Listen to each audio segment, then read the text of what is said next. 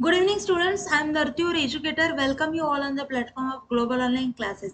तर विद्यार्थी मित्रांनो, आजच्या व्हिडिओमध्ये आपण MHMBA CET एक्झाम 2025 या एक्झामसाठी लॉजिकल अँड ॲब्स्ट्रॅक्ट रिझनिंग या सेक्शन मधला एनालॉजी या टॉपिक वरती क्वेश्चन्स बघणार आहोत. तर विद्यार्थी मित्रांनो, व्हिडिओ शेवटपर्यंत नक्की बघा. या व्हिडिओचा तुमच्या एक्झामसाठी नक्कीच फायदा होईल अशी माझी गॅरंटी. तर जे स्टुडंट्स आपल्या चॅनलवरती नवीन आहेत त्यांच्यासाठी मी सांगू इच्छिते, जर तुम्ही MHMBA CET एक्झाम 2025 या एक्झामसाठी प्रिपरेशन करत असाल तर तुमच्या प्रिपरेशनसाठी आम्ही ग्लोबल ऑनलाईन प्लॅटफॉर्मने कम्प्लीट कोर्स लॉन्च केला आहे. त्यामध्ये तुम्हाला full syllabus live video lectures मिळतील, रेकॉर्डेड लेक्चर्स मिळतील, 50+ फुल सिलेबस टेस्ट सिरीज मिळेल, त्यासोबतच 2000+ MCQ क्वेश्चन बँक आणि फुल सिलेबस नोट्स देखील मिळतील. पहा, सर्व गोष्टी तुम्हाला फक्त 2100 रुपयांमध्ये फक्त एका कोर्समध्ये अवेलेबल करून देण्यात आले आहेत. अजून काही कोर्सबद्दल माहिती हवी असेल किंवा कुठल्याही प्रकारचे डाऊट्स असेल तर मी स्क्रीनवरती 2 नंबर दिले आहेत, त्या नंबरवरती तुम्ही कॉन्टॅक्ट देखील करू शकता. आता हा कोर्स ॲक्सेस कसा करायचा ते पाहू. तर त्यासाठी ग्लोबल ऑनलाईन ॲप्लिकेशन प्ले स्टोअरवरती जाऊन डाउनलोड करा. त्यानंतर ॲप्लिकेशन ओपन करा. ॲप्लिकेशन ओपन केल्यानंतर नाव आणि नंबर एंटर केल्यानंतर तुम्हाला असं इंटरफेस समोर येईल. इंटरफेसच्या पहा डाऊनवर्ड साईडला स्टोअर असा ऐकून असेल त्यावरती क्लिक करा. त्यावरती क्लिक केल्यानंतर तुम्हाला कोर्सेसचं पेज दिसेल. कोर्सेसच्या पेजच्या सर्च बॉक्समध्ये तुमच्या कोर्सचं नाव टाईप करा, MHMBA CET एक्झाम 2025 असं टाईप केल्यानंतर खाली तुम्हाला कोर्स दिसेल. तो कोर्स ओपन करा आणि तो कोर्स एनरोल करा.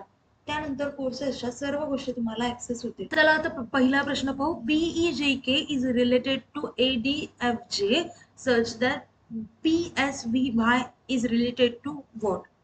आता पहा, या दोघांचं जे रिलेशन आहे ते या दोघांमध्ये असलं पाहिजे आणि या क्वेश्चन मार्कच्या ठिकाणी काय येईल हे आपल्याला फाइंड आउट करायचंय.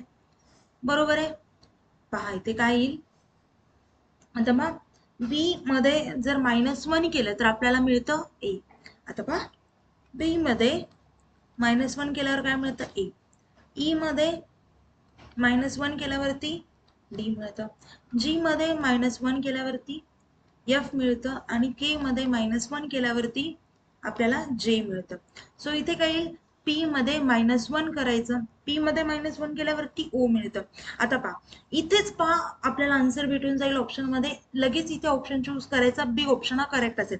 का? कारण असा एकच ऑप्शन आहे जो ओ पासून, ज्याचे ओ पासून स्टार्टिंग आहे.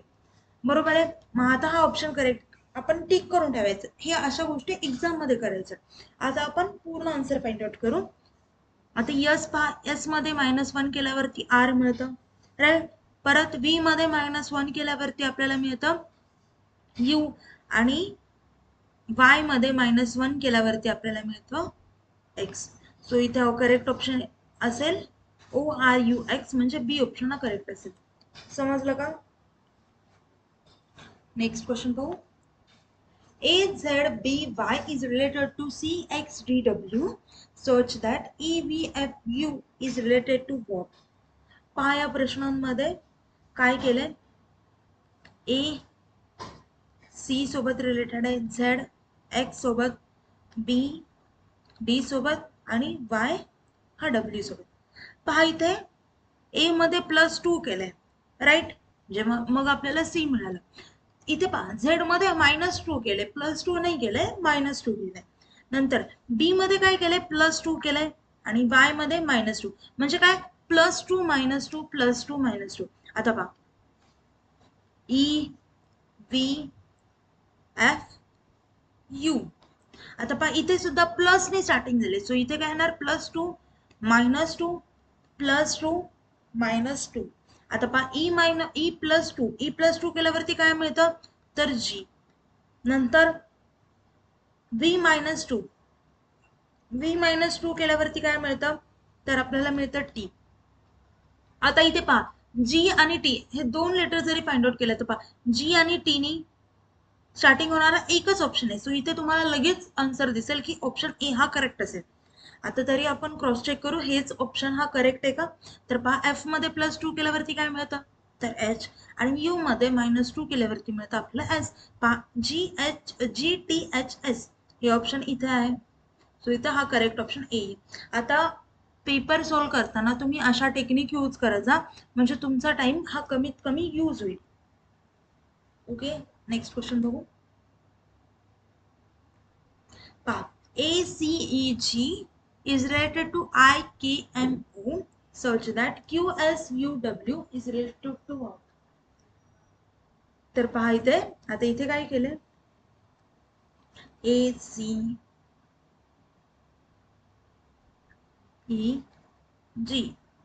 आणि काय IKMO. ओके, आता पहा ए मध्ये ए कुठे इथे आणि आय कुठे इथे. तर पहा ए मध्ये प्लस जर 8 केलं तर आपल्याला मिळाले आय, म्हणजे प्लस 8 केलंय. परत सी मध्ये पण प्लस 8 केलंय, ई मध्ये पण प्लस 8 केलंय, जी मध्ये पण प्लस 8 केलंय. सो आता इथे काय या क्वेश्चन मध्ये लॉजिक काय प्लस 8 चं लॉजिक आहे. सो इथे काय करायचं QSUW.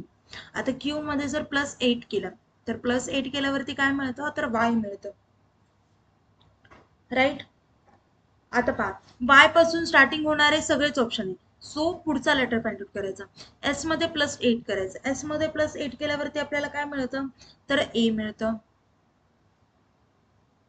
ओके, सो नेक्स्ट पहा नेक्स्ट लेटर ए असलेला हे दोन ऑप्शन्स आहेत. जर दोन आहेत मग हे पण आपल्याला जमणार नाही. पहा यू मध्ये प्लस 8 केल्यावरती काय मिळतं तर यू मध्ये प्लस 8 केल्यावरती सी मिळतं. पहा सी असतील असे सुद्धा दोन ऑप्शन आहेत. सो मग इथे पूर्ण तुम्हाला आन्सर फाइंड आउट करावं लागेल. आता डब्ल्यू मध्ये प्लस 8 केल्यावरती काय मिळतं तर ए मिळतं. सो इथे करेक्ट ऑप्शन काय असेल ऑप्शन सी हा करेक्ट असेल, YACE. ओके, नेक्स्ट क्वेश्चन पाहू. BCFG is related to HILM such that NORQ is related to what? तर पहा इथे ऑप्शन्स काय आहेत. आता इथे काय लॉजिक असेल, आता इथे सिम्पली प्लस 6 चं लॉजिक आहे. पहा याच्यामध्ये प्लस 6 करायचं, सी मध्ये प्लस 6 करायचं, एफ मध्ये प्लस 6 करायचं, हे पुढच्या लेटर मिळतात. आता पहा एन मध्ये प्लस 6 केल्यावरती काय मिळतं आपल्याला तर टी मिळतं. ओ मध्ये प्लस 6 केल्यावरती यू मिळतं. आर मध्ये प्लस 6 केल्यावरती मिळतं एक्स आणि क्यू मध्ये प्लस 6 केल्यावरती मिळतं डब्ल्यू. म्हणजे आन्सर काय TUXW. TUXW चा एकच ऑप्शन आहे तो म्हणजे सी. ओके, नेक्स्ट क्वेश्चन पाहू. ZRYQ is related to KCJB such that PWOB is related to what? आता पहा इथे पहा इथे थोडं वेगळं लॉजिक लागेल. आता पहा झेड, आता या दोघांचं लॉजिक तसंच आहे. झेड मध्ये -8 केल्यावरती आपल्याला काय मिळतं आर, आर मध्ये प्लस 7 केल्यावरती आपल्याला मिळतं वाय आणि वाय मध्ये -8 केल्यावरती काय मिळतं आपल्याला क्यू. पहा झेड मध्ये -8 केल्यावरती मिळतं आर, आर मध्ये प्लस 7 केल्यावरती मिळतं वाय आणि वाय मध्ये -8 केल्यावरती मिळतं क्यू. तर सेम लॉजिक आपण इथे वापरले, इथे यांनी वापरले. पहा KCJ आणि बी मध्ये. आता पहा इथे -8 केलंय, इथे +7 केलंय आणि इथे -8 केलंय. हे लॉजिक इथे वापरलंय. तर आता इथे तसंच वापरायचं, इथे यांच्यामध्ये जे लॉजिक आहे ते यांच्यामध्ये असलं पाहिजे. ओके,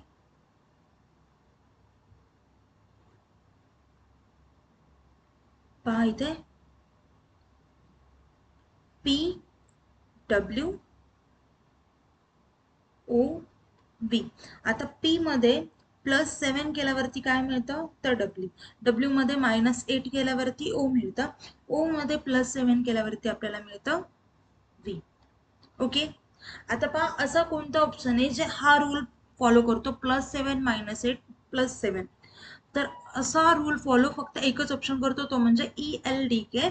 पहा ELDK म्हणजे ई मध्ये +7 केल्यावरती मिळतं आपल्याला एल, एल मध्ये -8 केल्यावरती मिळतं डी आणि डी मध्ये +7 केल्यावरती आपल्याला मिळतं के. म्हणून ते सी ऑप्शन करेक्ट असेल. समजलं का? नेक्स्ट क्वेश्चन पहा. CORDEN is related to ZROGBQ such that dash is related to PXIVRO. पहा आता इथे CORDEN झेड आपल्याला मिळाले, ओच्या जागी आर, आरच्या जागी ओ, डीच्या जागी जी, ईच्या जागी बी आणि एनच्या जागी क्यू. पहा ते -3 सॉरी C-3 केल्यावरती Z मिळतं, बरोबर आहे. O +3 करायचं, इथे -3 इथे +3, इथे -3 इथे +3. ओके, तर आता -3 +3 -3 +3 -3 +3 हेच लॉजिक इथे यूज करायचं. ओके, आता इथे -3 P X I B R O. Okay, आता इथे काय +3, किंवा आपण असं करू शकतो +3 -3 +3 -3 +3 -3. पहा या आता ही व्हॅल्यू फाइंड आउट करायची म्हणून आता इथे -3 घेत सॉरी +3 घेतलंय. आता P+3 किती येतं, तर आपल्याला S मिळतं. ओके, X -3 मिळतं U. परत आता पहा इथेच आपल्याला आन्सर दिसते की बी ऑप्शन हा करेक्ट असेल, कारण SU याच्यापासूनच स्टार्टिंग झाली, बरोबर आहे. मग इथे करेक्ट ऑप्शन निघालाय. तर आपण पुढचं पाहू. I+3 केल्यावरती काय मिळतं, तर L मिळतं. U -3 केल्यावरती काय मिळतं, S. R -3 केल्यावरती U आणि इथे प्लस आहे. R+3 केल्यावरती U मिळतं आणि O-3 केल्यावरती आपल्याला मिळतं L. सो त्यामुळे करेक्ट ऑप्शन असेल ऑप्शन बी. ओके, नेक्स्ट क्वेश्चन पाहू. LKJ is related to PON such that dash is related to HGF. तर पहा इथे काय लॉजिक असेल. आता सिम्पली इथे +4चं लॉजिक. L मध्ये +4 केल्यावरती P मिळतं, K मध्ये +4 मिळाल्यावरती O मिळतं आणि J मध्ये +4 केल्यावरती N मिळतं. तर इथे पण तेच लॉजिक वापरायचं. आता कशामध्ये +4 केल्यावरती H मिळतं, नंतर G मिळतं आणि नंतर F मिळतं. आता पहा D मध्ये जर +4 केला आपण, आता पहा D मध्ये +4 केल्यावरती आपल्याला मिळतं H. ओके, C मध्ये +4 केल्यावरती मिळतं G आणि B मध्ये +4 केल्यावरती मिळतं F. ओके, म्हणजे काय असेल आन्सर आपला DCB. DCB म्हणजे ऑप्शन कुठला राईट असेल, तर ऑप्शन डी हा करेक्ट असेल. समजलं. नेक्स्ट क्वेश्चन पाहू. चला आता मी तुम्हाला या क्वेश्चन मध्ये computer is related to FQPRXBHT such that language is related to what. आता या प्रश्नामध्ये मी तुम्हाला एक लॉजिक सांगते, त्या लॉजिक नुसार तुम्ही आन्सर फाइंड आउट करू शकता.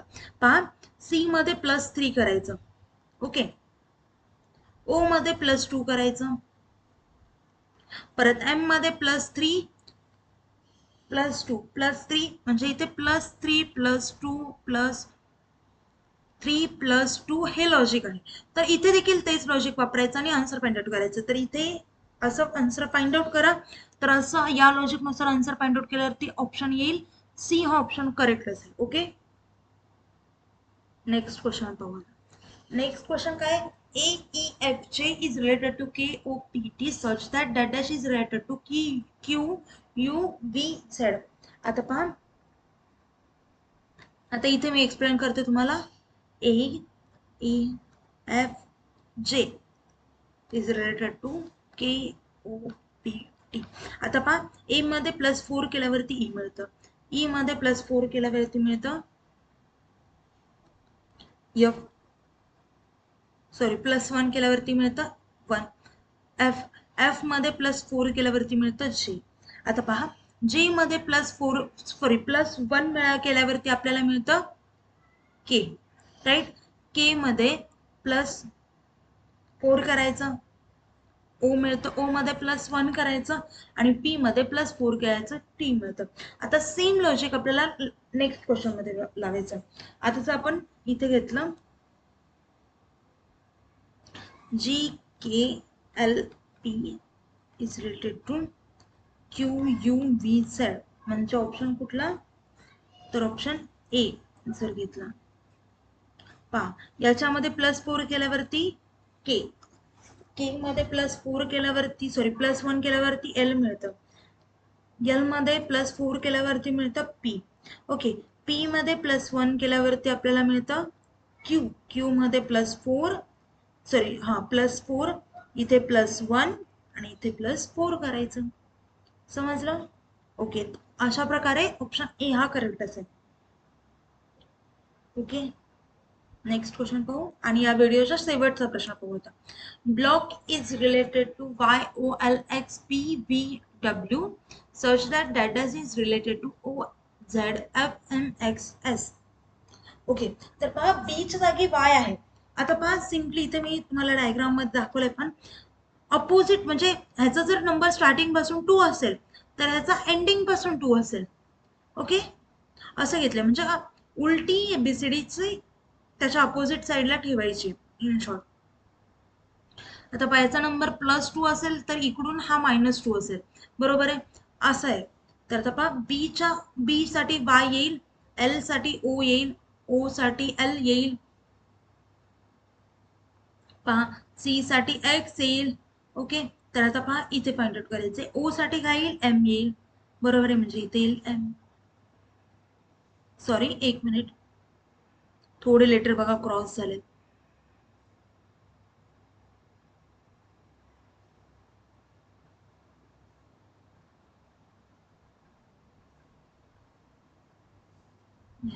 इथे इथे इथे. ओके, आता पहा ओ साठी काय येईल, तर ओ साठी येईल एल. नंतर आहे झेड साठी काय येईल, तर झेड साठी येईल ए. नंतर आहे एफ, एफ साठी येईल, इथे पहा एफ साठी येईल यू. नंतर एम साठी काय येईल, तर एम साठी येईल एन. एक्स साठी काय येईल, तर एक्स साठी येईल सी. नंतर एस साठी काय येईल, तर एस साठी येईल, इथे पहा एस इथे पण असेल एच. सो इथे करेक्ट ऑप्शन येईल ऑप्शन डी, इथे म्हणजे लॉन्च. ओके, तर विद्यार्थी मित्रांनो, व्हिडिओ इथे समोर काही डाऊट असेल तर मला कमेंट डाऊन करा, आणि कुठल्याही प्रश्नामध्ये डाऊट असेल तर क्वेश्चन नंबर टाईप करा. आपण नेक्स्ट लेक्चरमध्ये तो क्वेश्चन नक्कीच सॉल्व्ह करू. तर आता व्हिडिओ इथेच थांबूया. Thank you, have a nice day, bye.